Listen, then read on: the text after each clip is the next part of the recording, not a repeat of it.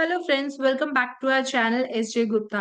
दोस्तों, जैसे कि आपको पता है जीएसटीआर 1A लाइव हो चुका है। वो इनिशियली जून 2017 यानी कि जब जीएसटी इंट्रोड्यूस हुआ था तब आया था। बट क्योंकि टेक्निकल चैलेंजेस बहुत थे जीएसटीआर 1A फाइल करने के लिए, तो उसे स्क्रैप कर दिया गया था। अब जुलाई 2024 यानी कि ऑलमोस्ट 5 साल बाद फिर से जीएसटीआर 1A को लाया गया है।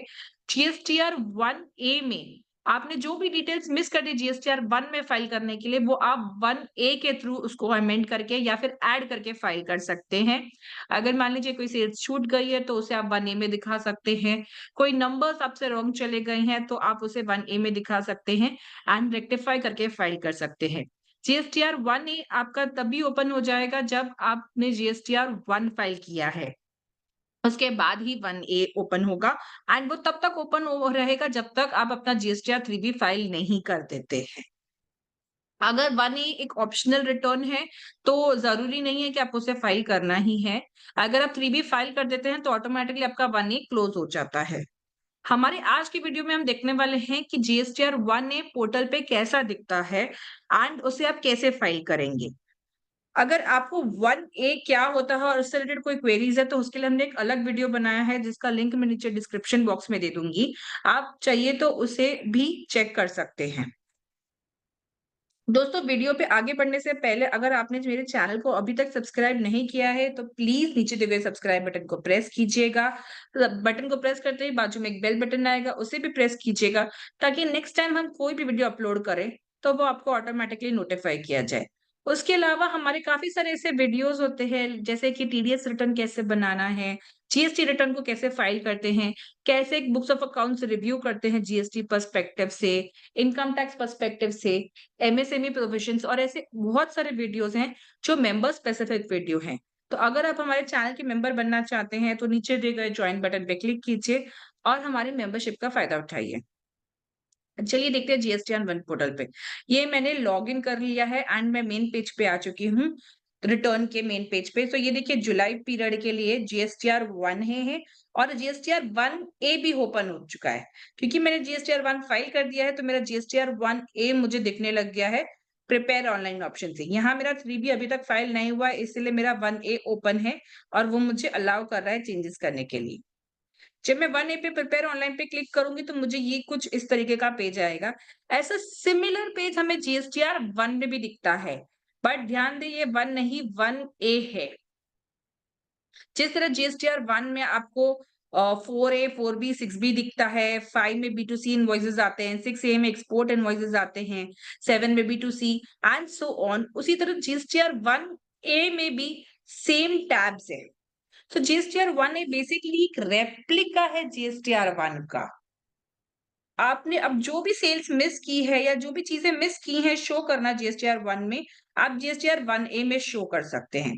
ये कुछ भी हो सकता है, एक्सपोर्ट इनवॉइसेस भी हो सकता है, नॉर्मल इनवॉइसेस भी हो सकता है, बी2सी इनवॉइसेस भी हो सकते हैं, क्रेडिट नोट्स, एडवांसेस रिसीव हुए या एडवांसेस एडजस्ट करना कुछ भी हो सकता है। जो आपने जीएसटीआर 1 में मिस किया है, आप उसे यहाँ शो कर सकते हैं। इसमें सिर्फ न्यू इनवॉइसेस शो कर सकते हैं, आप अमेंड नहीं कर सकते हैं। यानी कि अगर सपोज आपने कोई जीएसटीएन नंबर रॉन्ग डाल दिया है तो आप उसे अमेंड नहीं कर सकते हैं। उसके लिए आपको नेक्स्ट रिटर्न के अमेंडमेंट टैब पे ही जाना पड़ेगा। बट हाँ, अगर आपने कोई वैल्यू रॉन्ग लिख ली है तो आप उसे रेक्टिफाई यहाँ से कर सकते हैं। अब हम चले फर्स्ट टैब पे जाते हैं तो 4A मैंने ओपन किया है। तो जिस तरह जीएसटीआर 1A में भी आपको ऐड रिकॉर्ड करके ओपन करके डिटेल्स फिल करनी थी, वैसे ही 1A में भी सेम प्रोसीजर फॉलो करना है। ऐड रिकॉर्ड पे क्लिक करना है, आपको ये डिटेल्स आएंगी, आपको ये डिटेल्स भरनी है जैसे आप नॉर्मल इनवॉइसेस में भरते हो और इसे सिलेक्ट सेव करके सेव कर देना है।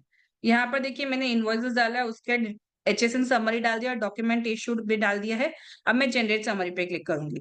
तो यहाँ पर मैंने एक इनवॉइस किया है सैंपल के तौर पे। अगर आपका एक्सपोर्ट मिस हो गया तो आप यहाँ शो कर सकते हो। आपका नील रेटेड सप्लाईज है तो यहाँ शो कर सकते हो। उसके अलावा कोई रिकॉर्ड अमेंड करना है, जैसे मैंने कहा कि वैल्यू चेंज करना है, तो आप यहाँ अमेंड रिकॉर्ड्स पे क्लिक करके वो स्पेसिफिक इन्फॉर्मेशन जो आपको चेंज करनी है वो आप चेंज कर सकते हैं। सो ये सेम जीएसटी 1 जैसे दिखता था वैसा ही दिखता है। इसमें कोई चेंज नहीं आया है related to the format. Generate summary पे क्लिक करते ही मेरे पास ये मैसेज आ जाता है कि your generate summary request has been received, please click on the refresh button to view consolidated summary. And ये जो बॉक्स है वो फ्रीज हो चुका है। कुछ देर बाद प्रोसीड टू फाइल समरी का ऑप्शन आ जाता है। अब proceed to file summary option पे जाकर आप जब क्लिक करते हो तो आपके सामने ये पेज आ जाता है। जीएसटीआर 1 में सिर्फ ये डिटेल्स फर्स्ट लाइन वाली दिखती थी, बट क्योंकि आप 1A फाइल कर रहे हो एंड जो भी चेंजेस आपने 1A में किए हैं उसका इम्पैक्ट 3B में आएगा। यानी कि जो आउटपुट लाइब्रेरी आपने जीएसटीआर 1 में शो की है प्लस 1A में शो किए, मे इट बी रिड्यूसिंग और may it be increasing the original library, वो दोनों का नेट इफेक्ट आपके 3B में जाएगा। फॉर एग्जाम्पल यहाँ पर जैसे अगर आप देखेंगे तो जीएसटीआर 1A में हमने जो लाइब्रेरी डिस्क्लोज की थी वो 55,647 थी। अब 1A में मैंने कोई चेंज नहीं किया है, तो मेरी लाइब्रेरी अभी भी जो 3B में जाने वाली है वो ये 55,647 है, रिलेटेड टू B2B सप्लाईज। मान लीजिए जीएसटीआर 1A में मैं चेंज कर देती हूँ, ऐड कर देती हूँ इनवॉइस, तो यहाँ पर मुझे 1 प्लस 1A का टोटल दिखेगा एंड ये वाला टोटल, अब नया वाला टोटल मेरे 3B में जाएगा। ये एक बहुत ही हेल्पफुल एडिशन है जो कंसोलिडेटेड समरी में दिखेगा। आप ये टोटल्स के साथ चेक कर सकते हैं कि जो इन्फॉर्मेशन अभी आपकी फाइनल टोटल आ रही है वो आपके बुक्स के साथ या जो लाइब्रेरी आप दिखाना चाहते हैं उसके साथ मैच हो रही है कि नहीं। प्लस इसमें बाइफर्केटेड डेटा आता है, यानी कि क्या डेटा आपने जीएसटीआर 1 में डाला था एंड क्या डेटा आप 1A में डाल रही हैं। ये बाइफर्केशन देता है 1A और 1 का, ताकि आपको पता रहे अगर सपोज आपका टोटल मैच नहीं हो रहा है तो कहाँ आपने मिसमैच किया है, 1 में किया है कि 1A में किया है, जिस वजह से ये टोटल आपको रॉन्ग आ रहा है। जैसे यहाँ पर मैंने एक निल रेटेड या फिर सप्लाई टू रिवर्स चार्ज वाली मैंने एक चेंज किया था, 1A के थ्रू इंट्रोड्यूस किया था। तो ये देखिए जीएसटीआर 1A में वो मुझे दिखा रहा है कि ये मेरा एडिशन हुआ है। तो पहले मेरा 0 था वैल्यू रिवर्स चार्ज का, अब मैंने एक वैल्यू ऐड किया तो मेरा टोटल 250 दिखा रहा है 1 प्लस 1A का। इसी तरह सभी टैब्स में 1 प्लस 1A के बाइफर्केशन दिए हैं एंड उनका टोटल दिया गया है। आप अगर ओरिजिनल जीएसटीआर 1 का कंसोलिडेटेड समरी दिखेंगे तो यहाँ पर वो मुझे एक रेसिपिएंट वाइज बाइफर्केशन देता है जो 1A में नहीं है, क्योंकि वो जीएसटीआर 1 में आपने ऑलरेडी दे दिया है। यहाँ पर 1A में अगर आपको रेसिपिएंट वाइज बाइफर्केशन चाहिए तो आपको नहीं मिलेगा, यहाँ पर सिर्फ कंसोलिडेटेड समरी मिलेगा। एक्सपोर्ट्स का भी उसी तरह से बाइफर्केशन दिया है कि आपने जीएसटीआर 1 में कैसे शो किया है, exports with payment and without payment. वहीं अगर 1A में अगर कोई चेंज किया है तो वो यहाँ पर आपको रिफ्लेक्ट करेगा। सभी चेंजेस में आपको जीएसटीआर 1 प्लस 1A के चेंजेस का टोटल मिलेगा एंड उसके साथ-साथ ये नीचे एक समरी टेबल भी मिलेगी कि क्या आपकी टोटल लायबिलिटी दिख रही है जो आपने जीएसटीआर 1 में दिखाई थी, 1A में दिखाई थी एंड उन दोनों का टोटल क्या हो रहा है। तो ये एक बहुत ही हेल्पफुल फीचर है, ये इंश्योर करने के लिए कि आप प्रॉपर रिटर्न फाइल करें।